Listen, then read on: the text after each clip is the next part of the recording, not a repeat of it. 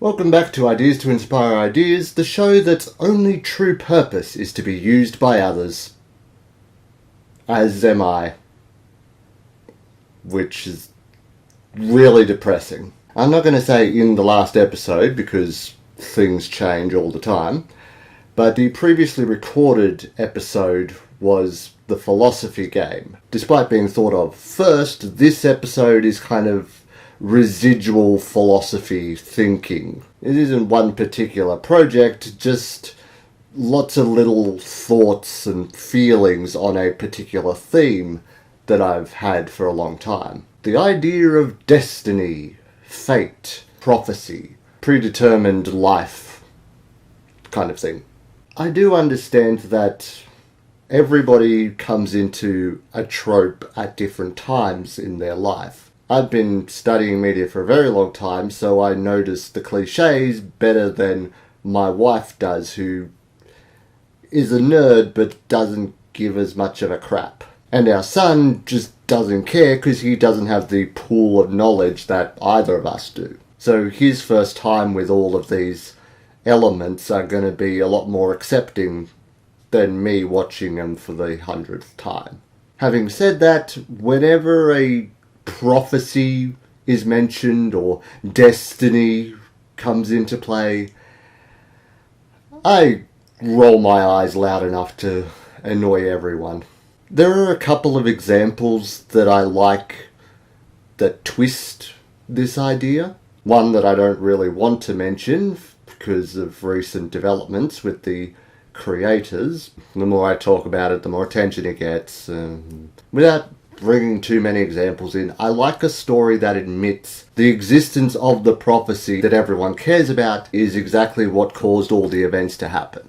Back in episode 25, I did touch on my World of Warcraft style story-driven game, but didn't really talk much about the storylines that I had for it, because I only really had one. For the race that was most human, I was going to do a Destiny plot where the great prophesized hero gets undercut by the twiggy little servant who fills all the requirements by accident. And then after building up to the great climactic save the world moment where each hero is in a different tower to shoot a giant laser into the sky, which solves everything somehow. It was a more original idea back then.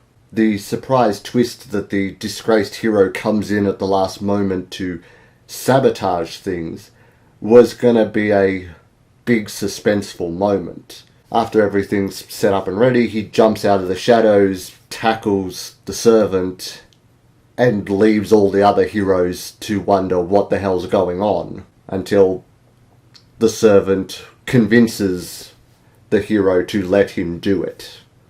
And the hero has a dramatic change of heart. And then in the game plus mode, the hero is making up for his mistakes because he had been twisted from birth to believe he was the hero. And at the last hurdle, this upstart comes along and takes the glory. It really messed with his self-worth. And now he has to start his life over as a nobody. But a noble nobody who actually learned a lesson. I don't know what to do now. I'm still trying to figure out how it came to this. But it's funny though. Ever since you were announced the hero, you've been fighting the prophecy because you didn't believe in it. While I was fighting because I did believe. I've also been thinking about metatextual stories that acknowledge their inner story and use those tropes to motivate the characters. Especially for villains who already know that the whole thing is rigged and their motivation is actually about fixing the universe they live in. Just a side note, Rumpelstiltskin in Once Upon a Time Season 4, his whole goal is literally rewriting the rules. Good guys win, bad guys lose. Does that one part of the show forgive all the other extremely unbelievable coincidences in the rest of the series? Like, I only just thought of this recently, but the fact that everything is rewritten, I don't know if that makes the rest of the series more believable or not. I don't know. Kinda? I guess it's a personal preference, suspend your disbelief kind of thing. Where I like subtle hints that all these random coincidences actually have a very logical explanation, because at least one character knows what they're doing and fit everything perfectly to work for them. If one or two things could have gone wrong, then I can forgive them mostly, but some really smart character who has been consistently smart, not just a surprise twist at the end that the dumb guy has always been manipulating things, that just pisses me off sometimes, but a confession that the smartest person has been pulling the strings the whole time. I will warn you though that writing a fictional mastermind really requires a mastermind writer. Because if you're not as smart as your smartest character, you're gonna look really stupid. They're gonna turn out really dumb in the end. And in fantasy, I can accept the answer, a wizard did it, when literally a wizard did it. Even one particular episode of a series that I am actually going to work on myself, where the main characters enter a town, see a big mural painted 1,000 years ago with their faces on it, which automatically means they're going to save this town from some great evil, only to find at the end that the paint is still wet and they'd been tricked by a monk who saw them coming and decided to announce that it had been foretold. In the end, they just rob the monk as payment, kick the monk up the butt and leave. It's a pirate show, it makes sense. Well, just like a long-forgotten obsession, I only remembered an important part of my argument the night after I needed to remember it. Mainly because it was literally a long-forgotten obsession. I had collected all the info previously for another YouTube video I thought of doing called To Check a Privilege. You can imagine what that's all about and a good reason why it didn't come to production, which I ended up doing in private, which is how it should be. But the script had started with some unrelated twaddle about my brain getting a seed of thought, manifesting it, and seeing patterns everywhere.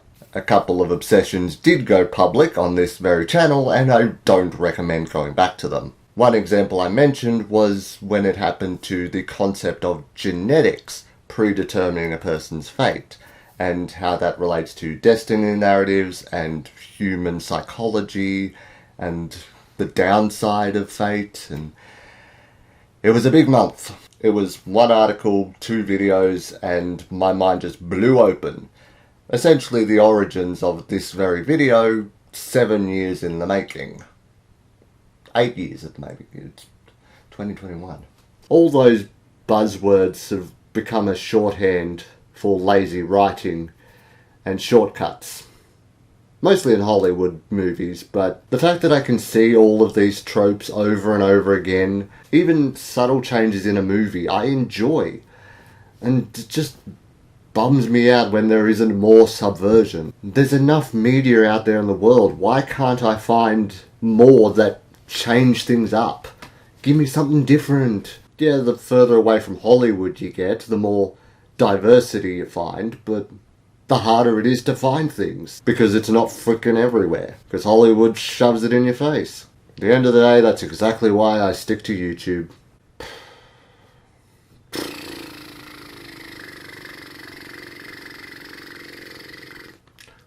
Tickles. Thanks for watching. This is my verbal declaration that I will not sue anyone for using the previous outline to create their own work, regardless of how much fame or money you might get from it. I'm definitely not the kind of artist who thinks I can own a concept.